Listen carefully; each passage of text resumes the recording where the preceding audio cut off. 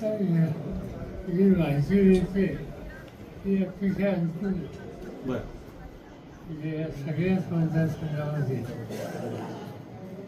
राष्ट्रवादीच्या विरुद्ध चांगल्या फरकाने निवडून येते तिन्ही मतदार असा खेळ आहे. बोलू नका सुचित्र. बारामती लोकसभा मतदारसंघामध्ये मतदानाच्या दिवशी मोठ्या प्रमाणावरती पैसे वाटतानाचे व्हिडिओ जे आहे ते व्हायरल झाले किंवा अजित पवार गटाच्या एका आमदारांची जी भाषा पाहायला मिळाली व्हिडिओमध्ये आरवाच्या भाषेमध्ये कार्यकर्त्यांना शिवीगाळ करण्यात आली. त्याचा फटका काय मतपेटीतून दिसेल असं तुम्हाला वाटतं? पैसे वाचण्याचे दिसते आणि ठिकठिकाणून प्रत्येक विधानसभा मतदारसंघातून त्याची माहिती आली. काही लोकांनी त्याचं होतं खाली व्हिडिओ खाली इलेक्शन कमिशनचे सुद्धा हात धरले. आजपर्यंत त्या मतदारसंघात पैसे वाटप ही कल्पना कधी नव्हती. ती आम्ही हल्ली खाली पहिल्यांदा पाहिजे. हे नवीन कल्चर राजकारणात येते त्याचा विचार करावा लागेल. इंडियन एक्सप्रेसला दिलेली इंडिया मुलाखत. आघाडीकडे पंतप्रधान पदाचा चेहरा नाही. इंडिया आघाडी जर जिंकली तर दरवर्षी नवीन पंतप्रधान पाहायला मिळेल. असं सरकार कसं चालेल असं अमित शहा म्हणतात. की अमित शहा हे सरकार त्याला अर्थ नाही. अमित शहाने असावं त्यांच्या सरकारची मुलाजीला घेता येईल. प्रधानमंत्री झाले त्यांचं नाव सुद्धा केलेलं नसतं. घेतलं. साहेब, इंडियन एक्सप्रेसला आपण जी मुलाखत दिली प्रादेशिक पक्षाच्या बाबतीत नेमकं आपल्या मनात काय भावना होतं? कारण का लोकांमध्ये इतका संभ्रम होत चाललेला आहे की प्रादेशिक पक्ष हे लोकसभेच्या निकालानंतर विलीन होतील. नेमकं काय? चेक कर. कसं आहे, काँग्रेस पक्षाच्या विचाराचं जवळ असलेले काही पक्ष आहेत. उदाहरणार्थ आमचा राष्ट्रवादी आणि काँग्रेस स्थापन झाल्यापासून आजपर्यंत एकत्र काम करतात. हैदराबादी गांधी नेहरूंचे ते तिथं हैदराबादी आणि अनेक वर्षाचा अनुभव एकत्र काम करण्याचा हळूहळू त्याच्यामध्ये आपण अधिक एकत्रित काम करावं अशा प्रकारची भावना माझी तर आश्चर्य नाही. साहेब, आज सकाळी अजित पवारांची पत्रकार परिषद. गुजरातमध्ये बूथ कॅप्चर करून तिथं मतदान करण्यात आलं असल्याची माहिती समोर येते आहे.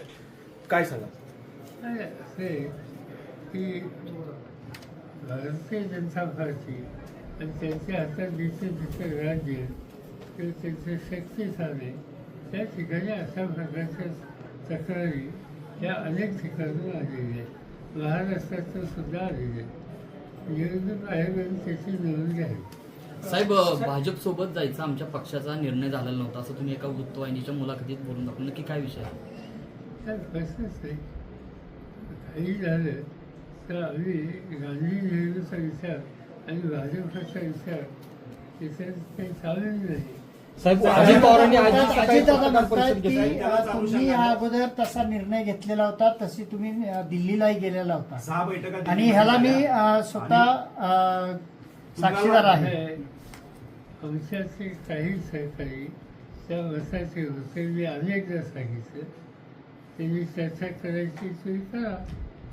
तसं निर्णय सुधी पक्ष घेईल आणि तो पक्षाचा निर्णय ते म्हणतात त्याप्रमाणे नव्हता.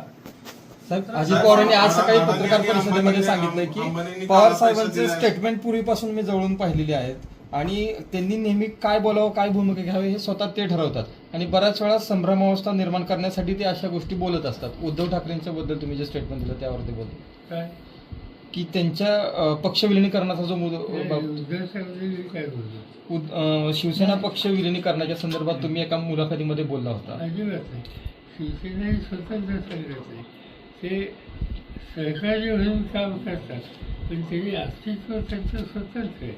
एकनाथ शिंदेने आरोप केलाय त्या कालच्या स्टेटमेंटच्या अनुषंगानं की शिवसेनेचं पण काँग्रेसीकरण झालेलंच आहे त्यामुळे ते काँग्रेसमध्ये विलीन होतील. साहेब, अडाणी आणि अंबानी काळा पैसा काँग्रेसला दिला आहे असं नरेंद्र मोदींनी स्टेटमेंट केले, त्याबद्दल काय आपण? आतापर्यंत अदानी अंबानी हे कुणाचे दोस्त आहेत म्हणून देशात चर्चा. आता एकदम उलट ज्यांच्याबद्दल तक्रार होती चर्चा होत होती आज तेच हे काँग्रेसवर दाखल झालेले. साहेब चंद्रकांत पाटलांनी चुटकी वाजवून बारामतीमध्ये अशा स्टाईलनं सुटकी म्हणण्यापेक्षा साहेब साहेब दादा बोलताना असं म्हणाले की मी साहेबांचा मुलगा असतो तो मला संधी मिळाली असती. त्याला जोडूनच देवेंद्र फडणवीस असं म्हणतायत की अजितदादांच्या लक्षात आलं की पक्ष त्यांना मिळणार नाही, त्यावेळेस अजितदादांनी हा निर्णय घेतला. साहेब अजितदादांच्या बोलण्यात 1-2 दिवसात इतका ड्रास्टिक फरक झालेला दिसतोय. काल त्यांनी शिरूरच्या सभेमध्ये असं म्हटलं की शरद पवार आमचे नेते आहेत. इतक्या 15 दिवसाच्या प्रचारामध्ये दादांकडनं असं वाक्य कधी चालू नव्हतं, पण काल बदल झालेला दिसतोय. काय सांगाल त्या बाबतीत? त्यांना सूचना झाला, मी काय सांगतो. पण त्यांनी पुन्हा नेता तुम्हाला म्हणायला लागलेत, आता पण म्हणत नव्हते. तर तुमची काळजी त्यांना जास्त वाटायला लागली आता. असं तुमच्या काळजीपुढे ते म्हणतात की जवळच्या लोकांनी त्यांना जास्त दगदग देऊ नये, त्यांना त्रास देऊ नये. मला पोलीस त्रास देत जवळचे लोक प्रेमानं माझ्यावर वागतात आणि आम्हा सगळ्यांचं काम करायला पाहिजे ते कष्ट घेण्याची त्यांची तयारी आहे. साहेब 1980 पासून शरद पवारांनी मराठा समाजाला फसवलंय, आंदोलन आणि चळवळी मोडीत काढण्याचं काम केलं असं प्रकाश आंबेडकर म्हणाले. साहेब काल काही या चळवळीचा त्यांचा काही संबंध नाही, त्यामुळे त्यांच्या फसण्याला मी उत्तर देणं किंवा भाष्य करणं आवश्यक. राष्ट्रवादी पक्ष काँग्रेसमध्ये विलीन होईल अशी तुम्ही काल बोलला. काय मुहूर्त मी असं बोललेलं नाही. मी असं म्हणलं की राष्ट्रवादी काँग्रेस आणि काँग्रेस पक्ष जवळपास 2001 पासून आजपर्यंत एकत्र काम करतो. महाराष्ट्राच्या मंत्रिमंडळामध्ये दोघे एकत्र होते.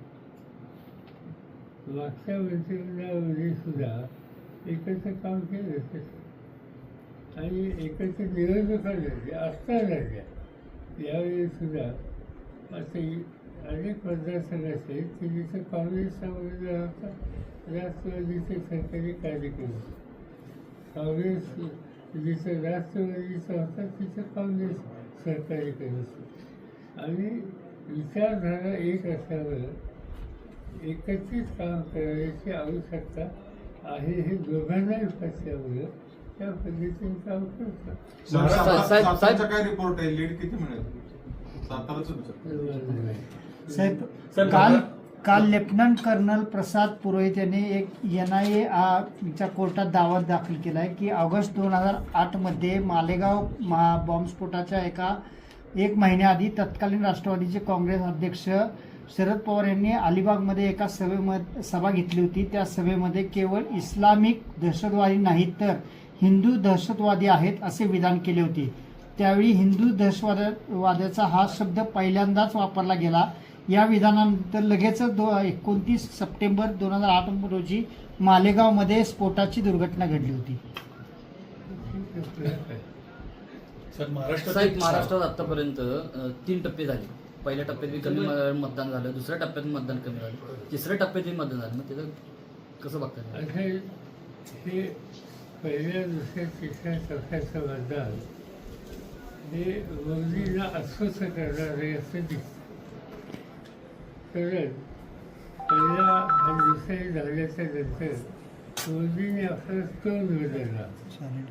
त्यांनी मुस्लिम समाजाचा डायरेक्ट उल्लेख ओफंदी केला आणि ओफंदा करून त्यांना आता हा धर्मांतरवादी विचार घेऊनच काही बदल होईल अशा प्रकारची सरकार त्याच्या मनात असावी हे त्याच्यामध्ये दिसते.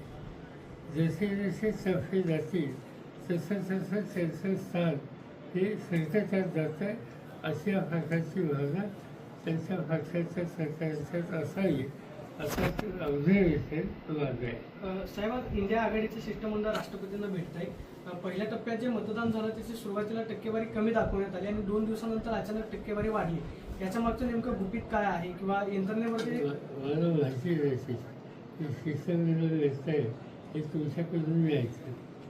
पण दिल्लीमध्ये वस्तू एकाने घेतलं असेल त्यांच्याकडे काहीतरी माहिती आली त्याशिवाय ते व्यस्तात नाही.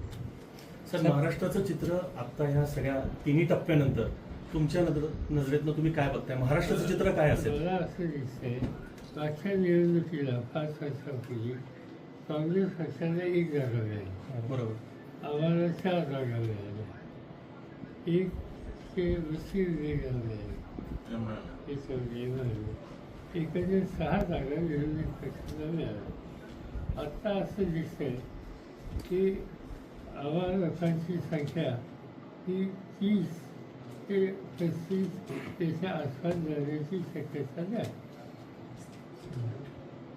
लोकांना बदल पाहिजे आणि लोक काँग्रेस राष्ट्रवादी यांच्या विचाराला त्याचबरोबर उद्धव ठाकरे यांच्या नेतृत्वाखाली काम करण्याच्या त्यांच्या संघटनेला लोकांचं समर्थन मिळेल असा खेळ म्हणून साहेब 17 तारखेला मुंबईमध्ये राज ठाकरे आणि नरेंद्र मोदी हे वेगळं कॉम्बिनेशन एकत्र शिवाजी पार्कवर येत आहे, खास मुंबईच्या जागांसाठी. त्यामुळे मुंबईच्या जनतेवरती विचारधारेवरती काय परिणाम होईल का असं वाटतं आपल्याला? बघूया आता काय होते. बरं. समजले मोदी साहेब त्यांच्यावर रस आहेत त्याचा मोदी साहेबांना कोणाची मदत हवी. हां. त्यांना आत्मविश्वास त्यांचा कुठे गेलेला आहे हे याच्यातच स्पष्ट.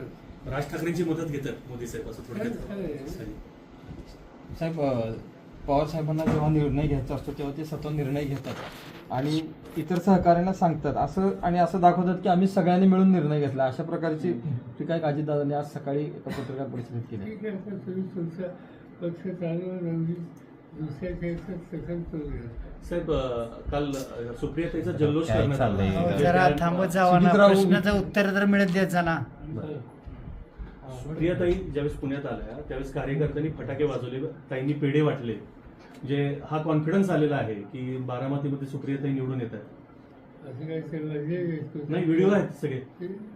बोललेत का अ? तुम्ही असं नाही, बोलले? नाही कार्यकर्त्यांमधला कॉन्फिडन्स आहे की ताई निवडून येतात सुप्रियाताई. कार्यकर्त्यांना वाटत असेल तर आनंद आहे.